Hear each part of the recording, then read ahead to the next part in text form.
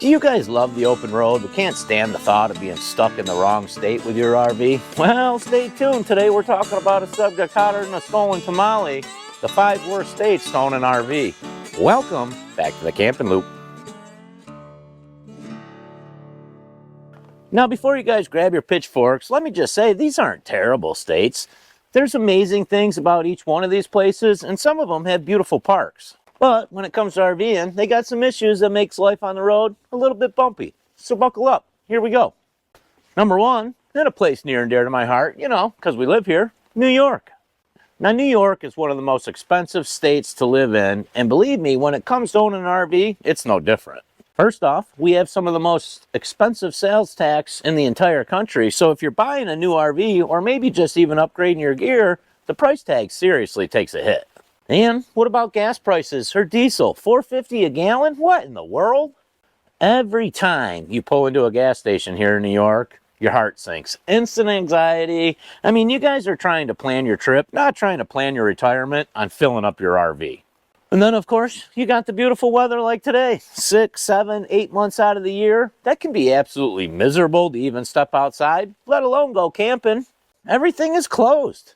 The harsh winter here certainly makes your RV take a beating. Temperature spikes, rain, heavy snow, they all lead to leaky roofs and issues. And don't forget about winterizing your rig, preventing water from freezing in the lines and causing all sorts of chaos. Honestly, even in the summertime when the weather's great, you still got to deal with trying to navigate New York State roads. Between the craters left from the wintertime potholes, the roadside terrorists or deer trying to kill you, the restrictions on parkways, the restrictions on tunnels, good luck getting to where you're trying to go. Now, don't get me wrong, I love New York. It's home to my family, it's home to my friends, and it's home to some of the greatest state parks in the country.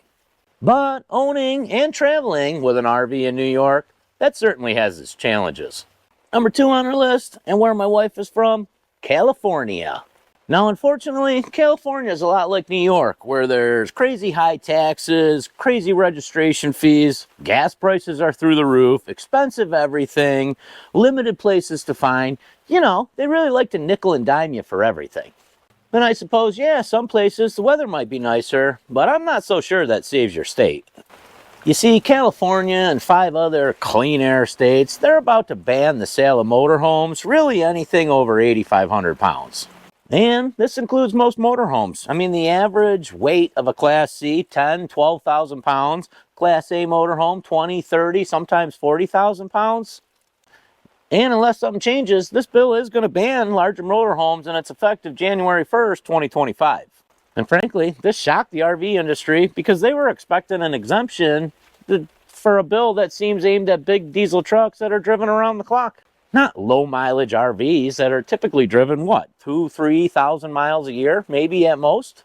And you might be wondering, why is California the driving force here? Well, because Section 177 of the Federal Clean Air Act says California is the only state out there authorized to set some sort of guidelines as far as federal emissions. And other states that want to set their own policy in effect can only do so if it meets the standards of what California has already set for the industry. Seriously, I'm not making this up. Why the hell would you want to own an RV there if you're not able to use it? But wait a minute, let me clarify. People love California, right? I mean, who can resist their beautiful sunsets and their delicious taco trucks? It's just owning an RV here. That's what's going to come with the serious headache. Number 3, New Jersey. Now, I love the Garden State as much as the next person, right? No. First off, you got traffic. Picture this, you're cruising down the turnpike, shiny RV, you got your tunes cranking, and next thing you know, bam, you're in a traffic jam longer than your last Netflix binge. And then comes a long list of rules and regulations. No propane over bridges or through tunnels, no parkway driving, the list goes on and on. Looking to park somewhere overnight? Good luck. Most towns and jurisdictions have strict rules in place to prevent overnight parking, and in some cases, you might even need a permit to keep your RV in your own driveway. New Jersey has very limited open campgrounds, and most of them are filled with the brim with seasonal residents. And don't even get me started on those tiny, crammed in like sardines, tiny little state spots. Those things are going to make you rethink RVing in general. They also have high gas and diesel prices, and don't forget about the tolls. Those things are going to leave your wallet screaming for help. But hey, I suppose it's not all bad. If you guys really want to test your patience as an RVer, New Jersey is definitely the place to go. Next up on our list, Florida. Now I know what you guys are thinking. The land of sunset, beaches, and magic? Yep. Before you guys pack your flip-flops and hit that open road, hear me out. The weather. We all know Florida's home to tropical storms and hurricanes, and if you own an RV here, your choices are either let the wind beat it like a piñata at a birthday party, or panic trying to figure out how to get it out of there. Plus, the summer heat in Florida will turn your RV into an oven if you're not equipped with the proper AC, and trust me, sweating through 2 sets of sheets on your bed at night, that's no fun. Pile all this up with the astronomical prices for some of these RV parks here in Florida, and your stay might end up costing you more than a 3-night vacation at Disney. Plus, with many people wanting to enjoy the Sunshine State's lifestyle, good luck finding a spot. Finding a good spot in Florida can be like fighting off seagulls at your family picnic. You guys aren't going to win. Everybody wants a good spot.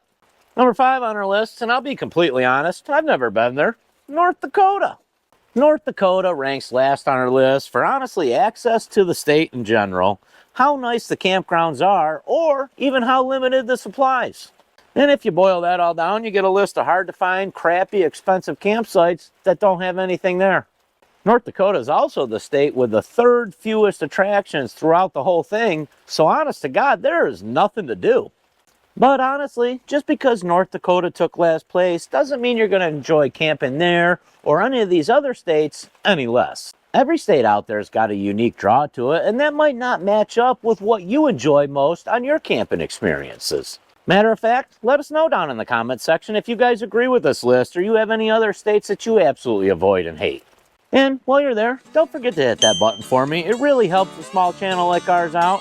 As always, we appreciate you guys watching. We will catch you in the next one.